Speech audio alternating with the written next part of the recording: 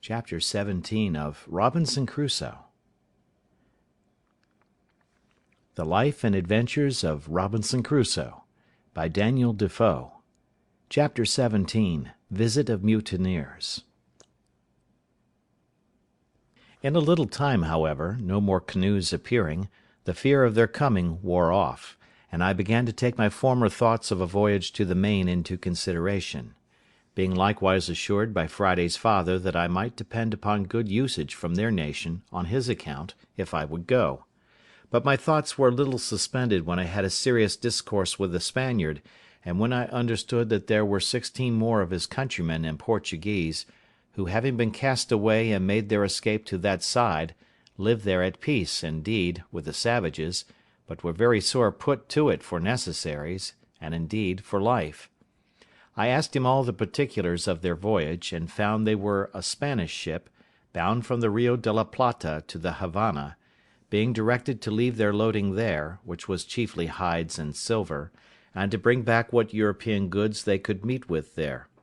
that they had 5 Portuguese seamen on board, whom they took out of another wreck; that 5 of their own men were drowned when first the ship was lost, and that these escaped through infinite dangers and hazards, and arrived, almost starved, on the cannibal coast, where they expected to have been devoured every moment.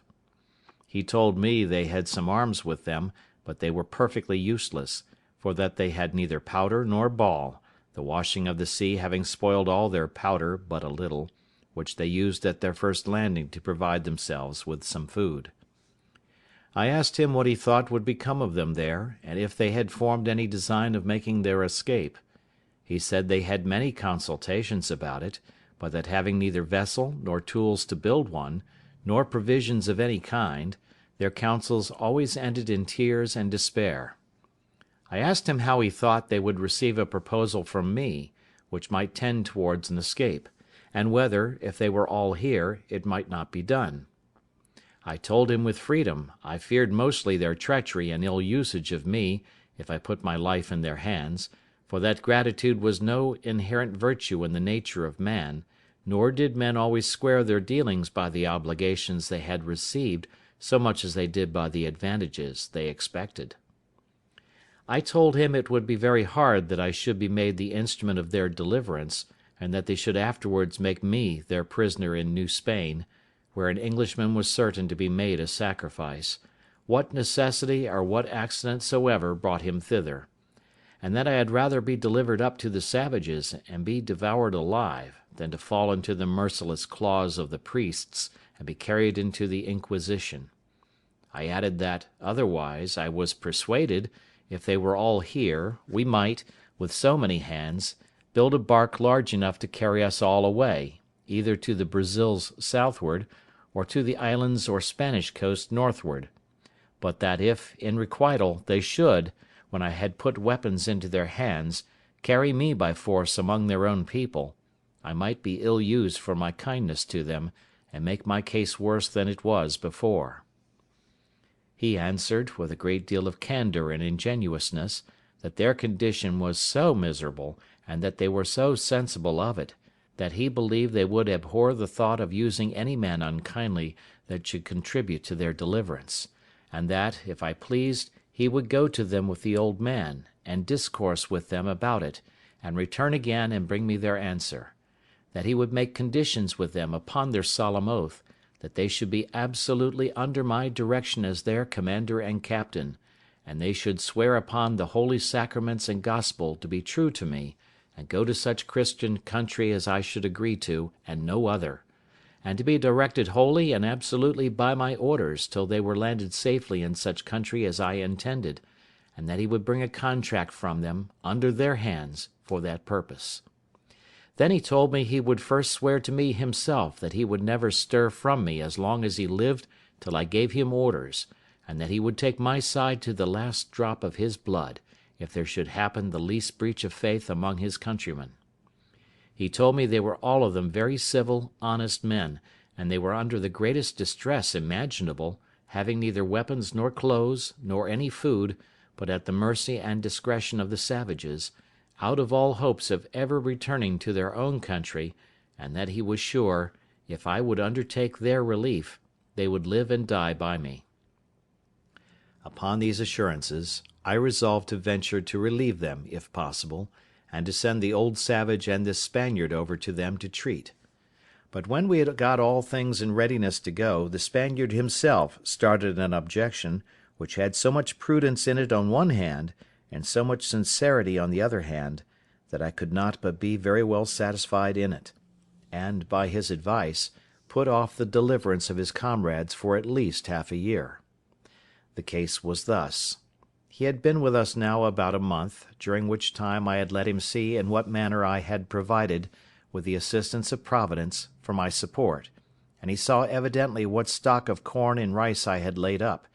which, though it was more than sufficient for myself, yet it was not sufficient, without good husbandry, for my family, now it was increased to 4,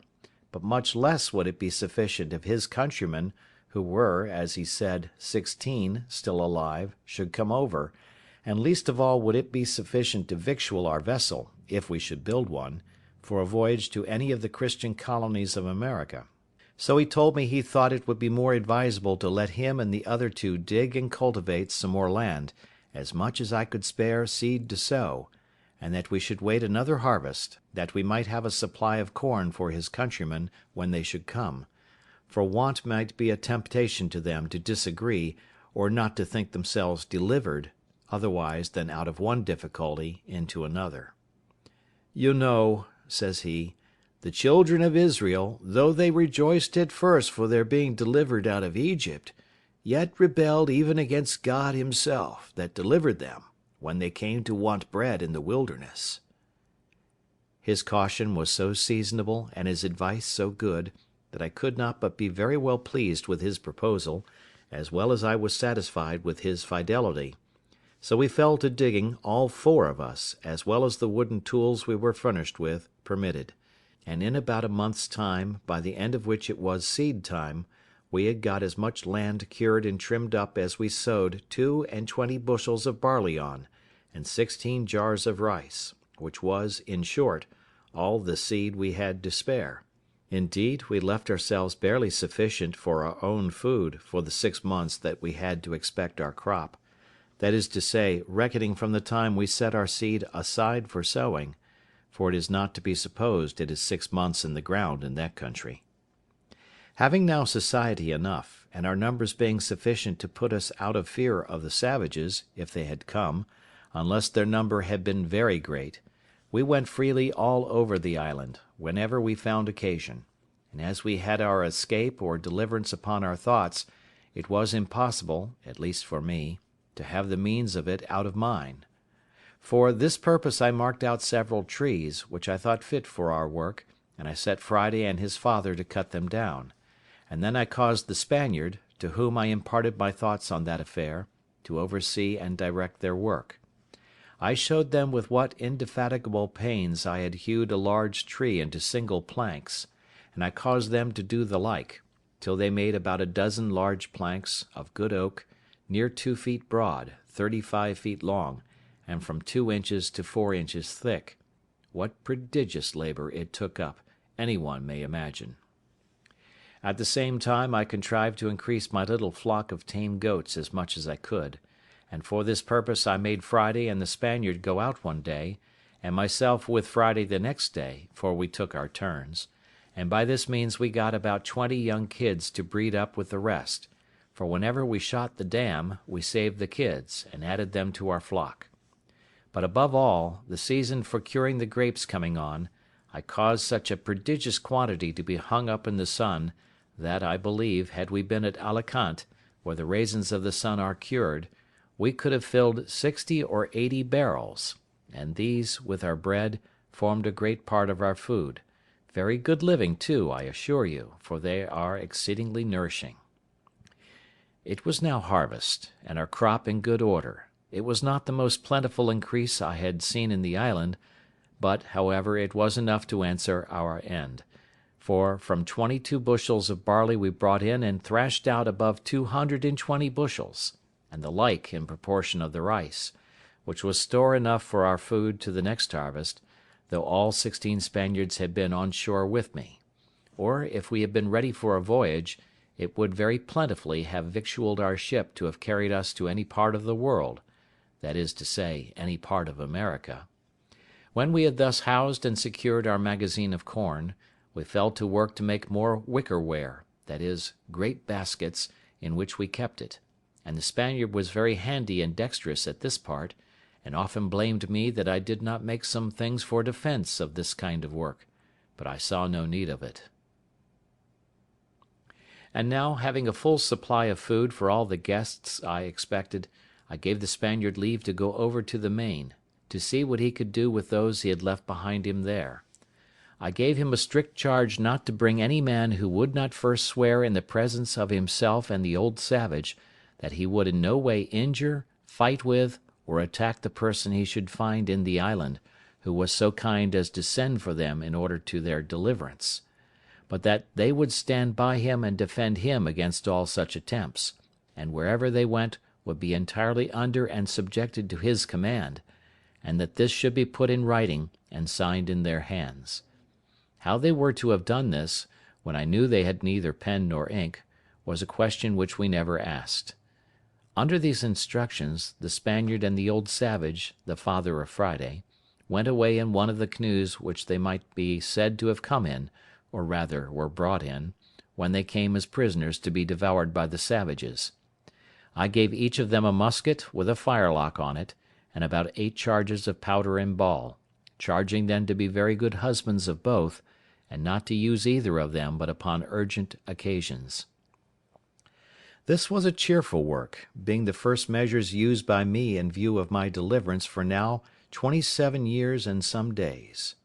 I gave them provisions of bread and of dried grapes, sufficient for themselves for many days, and sufficient for all the Spaniards, for about 8 days' time; and wishing them a good voyage, I saw them go, agreeing with them about a signal they should hang out at their return, by which I should know them again when they came back, at a distance, before they came on shore. They went away with a fair gale on the day that the moon was at full, by my account, in the month of October;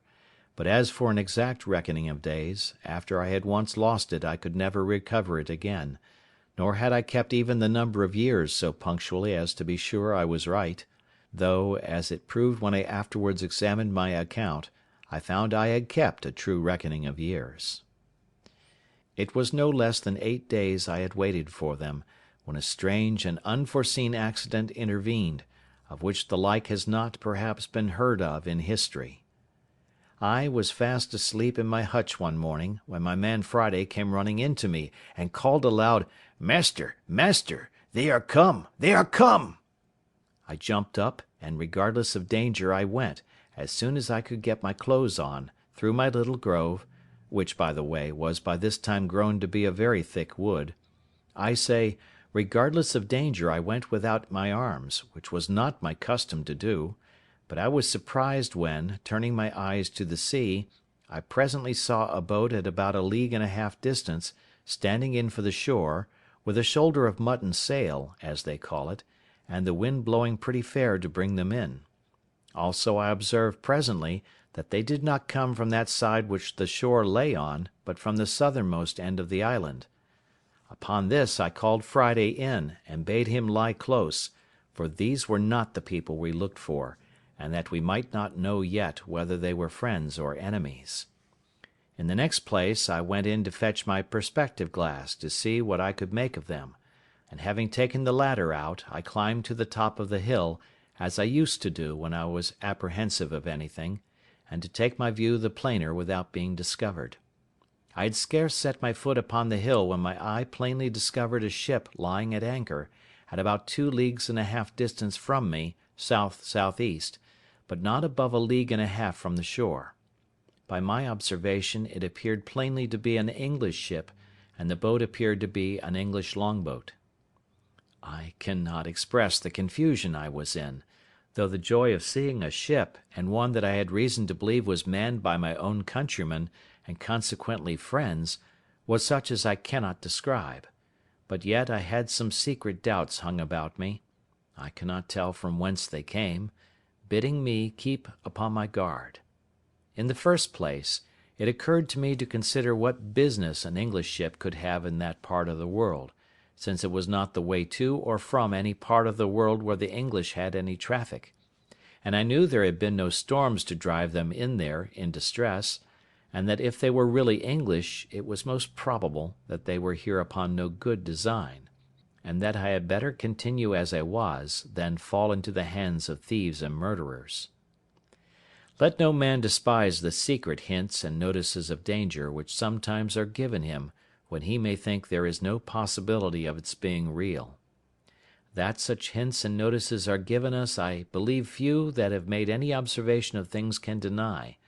that they are certain discoveries of an invisible world, and a converse of spirits, we cannot doubt;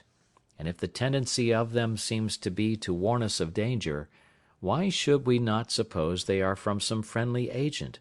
whether supreme or inferior and subordinate is not the question, and that they are given for our good? The present question abundantly confirms me in the justice of this reasoning; for had I not been made cautious by this secret admonition, come it from whence it will, I had been done inevitably and in a far worse condition than before, as you will see presently. I had not kept myself long in this posture till I saw the boat draw near the shore, as if they looked for a creek to thrust in at, for the convenience of landing. However, as they did not come quite far enough, they did not see the little inlet where I formerly landed my rafts, but ran their boat on shore upon the beach, at about half a mile from me, which was very happy for me, for otherwise they would have landed just at my door, as I may say, and would soon have beaten me out of my castle, and perhaps have plundered me of all I had. When they were on shore I was fully satisfied they were Englishmen, at least most of them. One or two I thought were Dutch, but it did not prove so. There were in all 11 men, whereof 3 of them I found were unarmed, and, as I thought, bound; and when the first 4 or 5 of them were jumped on shore, they took those 3 out of the boat as prisoners; one of the 3 I could perceive using the most passionate gestures of entreaty, affliction, and despair, even to a kind of extravagance. The other 2, I could perceive, lifted up their hands sometimes, and appeared concerned indeed, but not to such a degree as the first. I was perfectly confounded at the sight, and knew not what the meaning of it should be. Friday called out to me in English, as well as he could, "Oh, master, you see Englishmans eat prisoner as well as savage mans." "Why, Friday," says I, "do you think they are going to eat them, then?" "Yes," says Friday, "they will eat them." "No, no," says I, "Friday, I am afraid they will murder them indeed, but you may be sure they will not eat them." All this while I had no thought of what the matter really was, but stood trembling with the horror of the sight, expecting every moment when the 3 prisoners should be killed; nay, once I saw one of the villains lift up his arm with a great cutlass, as the seamen call it, or sword, to strike one of the poor men, and I expected to see him fall every moment, at which all the blood in my body seemed to run chill in my veins. I wished heartily now for the Spaniard, and the savage that had gone with him, or that I had any way to have come undiscovered within shot of them, that I might have secured the 3 men, for I saw no firearms they had among them, but it fell out to my mind another way. After I had observed the outrageous usage of the 3 men by the insolent seamen, I observed the fellows run scattering about the island, as if they wanted to see the country. I observed that the 3 other men had liberty to go also where they pleased, but they sat down all 3 upon the ground, very pensive, and looked like men in despair. This put me in mind of the first time when I came on shore, and began to look about me; how I gave myself over for lost, how wildly I looked around me, what dreadful apprehensions I had, and how I lodged in the tree all night for fear of being devoured by wild beasts. As I knew nothing that night of the supply I was to receive by the providential driving of the ship nearer the land by the storms and tide, by which I have since been so long nourished and supported, so these 3 poor desolate men knew nothing how certain of deliverance and supply they were, how near it was to them, and how effectually and really they were in a condition of safety, at the same time that they thought themselves lost and their case desperate. So little do we see before us in the world, and so much reason have we to depend cheerfully upon the great Maker of the world,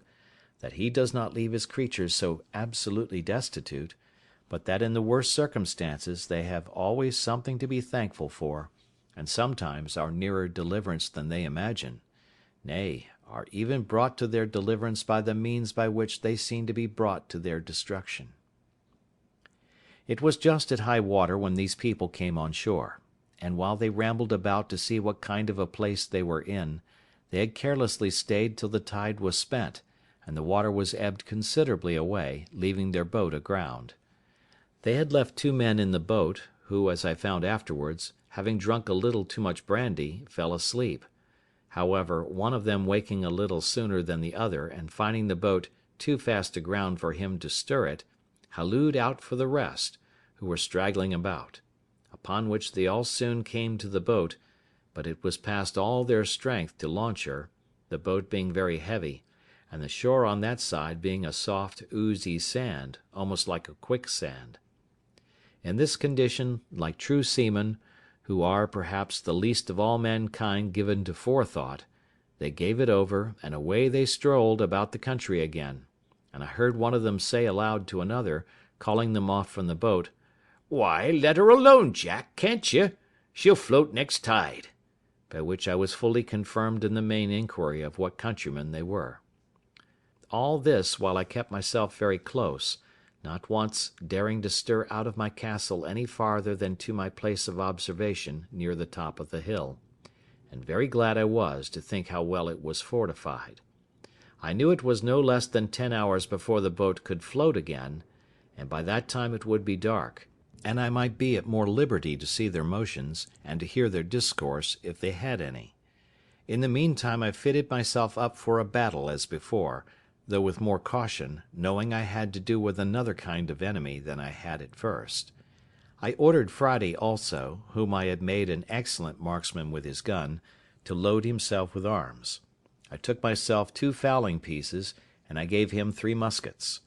My figure, indeed, was very fierce. I had my formidable goatskin coat on, with the great cap I have mentioned, 2 pistols in my belt, and a gun upon each shoulder. It was my design, as I said above, not to have made any attempt till it was dark; but about 2 o'clock, being the heat of the day, I found that they were all gone straggling into the woods, and, as I thought, laid down to sleep. The 3 poor distressed men, too anxious for their condition to get any sleep, had, however, sat down under the shelter of a great tree, at about a quarter of a mile from me, and, as I thought, out of sight of any of the rest. Upon this I resolved to discover myself to them, and learn something of their condition. Immediately I marched as above, my man Friday at a good distance behind me, as formidable for his arms as I, but not making quite so staring a spectre-like figure as I did. I came as near them undiscovered as I could, and then, before any of them saw me, I called aloud to them in Spanish, "What are you, gentlemen?" They started up at the noise, but were 10 times more confounded when they saw me, and the uncouth figure that I made. They made no answer at all, but I thought I perceived them just going to fly from me, when I spoke to them in English. "Gentlemen," said I, "do not be surprised at me; perhaps you may have a friend near when you did not expect it." "He must be sent directly from heaven, then," said one of them very gravely to me, and pulling off his hat at the same time to me, "for our condition is past the help of man." "All help is from heaven, sir," said I; "but can you put a stranger in the way to help you? For you seem to be in some great distress. I saw you when you landed, and when you seemed to make application to the brutes that came with you, I saw one of them lift up his sword to kill you." The poor man, with tears running down his face, and trembling, looked like one astonished, returned, "Am I talking to God or man? Is it a real man or an angel?" "Be in no fear about that, sir," said I. "If God had sent an angel to relieve you, He would have come better clothed, and armed after another manner than you see me. Pray lay aside your fears. I am a man, an Englishman, and disposed to assist you. You see I have one servant only. We have arms and ammunition. Tell us freely, can we serve you? What is your case?" "Our case, sir," said he, "is too long to tell you while our murderers are so near us. But in short, sir, I was commander of that ship. My men have mutinied against me. They have been hardly prevailed on not to murder me, and at last have set me on shore in this desolate place, with these 2 men with me, one my mate, the other a passenger, where we expected to perish, believing the place to be uninhabited, and know not yet what to think of it." "Where are these brutes, your enemies?" said I. "Do you know where they are gone?" "There they lie, sir," said he, pointing to a thicket of trees. "My heart trembles for fear they have seen us and heard you speak. If they have, they will certainly murder us all." "Have they any firearms?" said I. He answered, "They had only 2 pieces, one of which they left in the boat."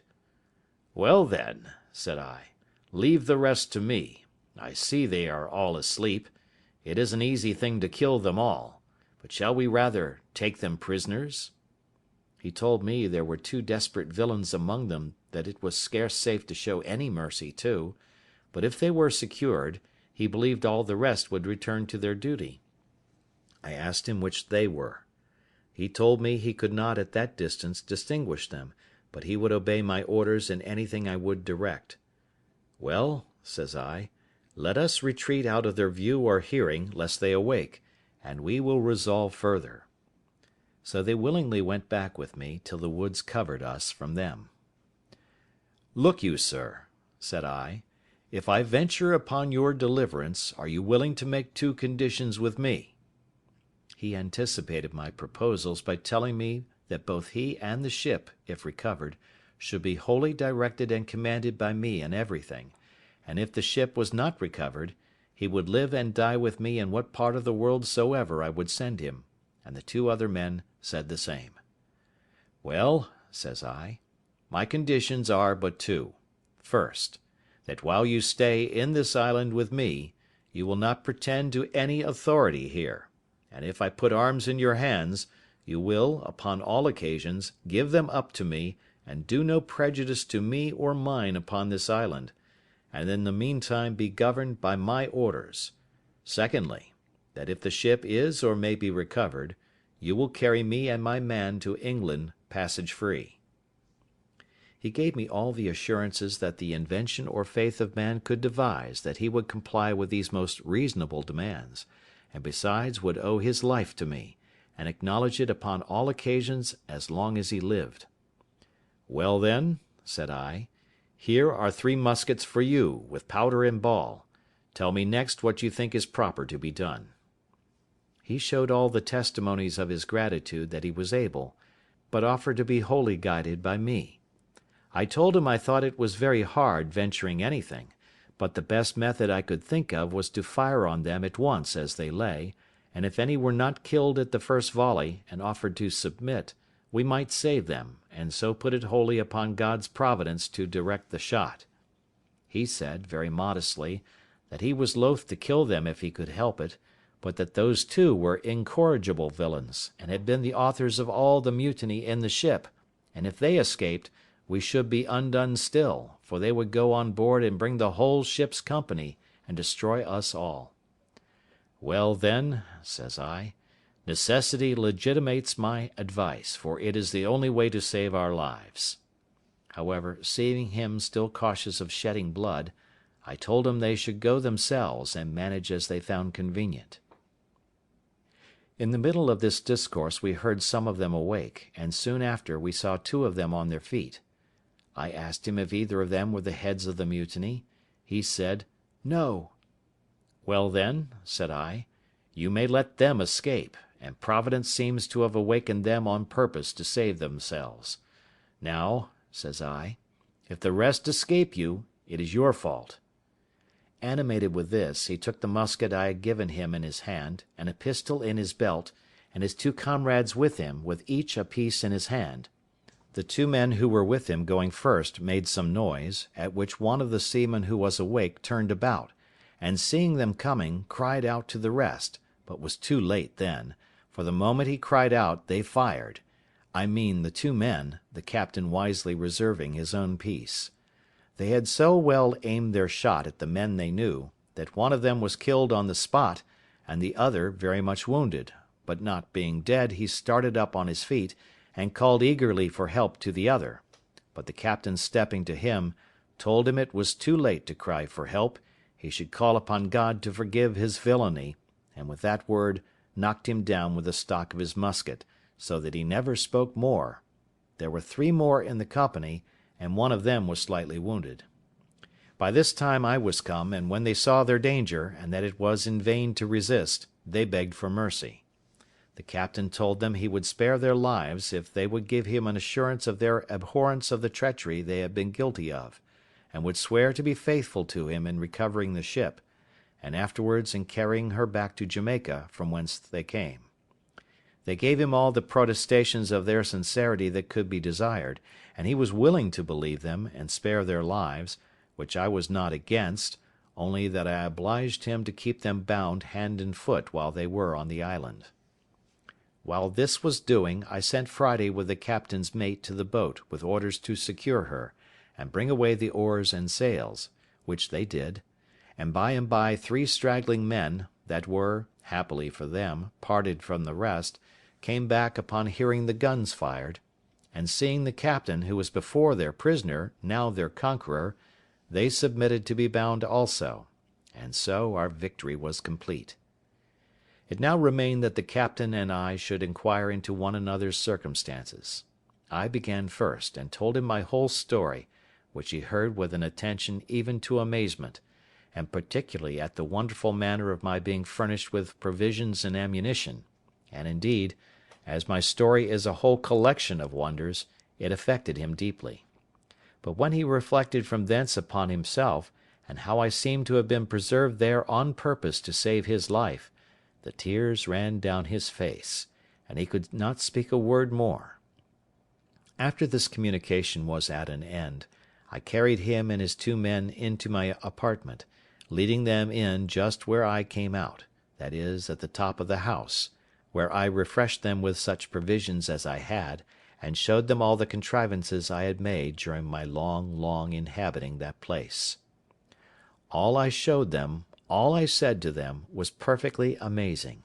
but above all, the captain admired my fortification, and how perfectly I had concealed my retreat with a grove of trees, which having been now planted nearly 20 years, and the trees growing much faster than in England, was become a little wood, so thick that it was impassable in any part of it but at that one side where I had reserved my little winding passage into it.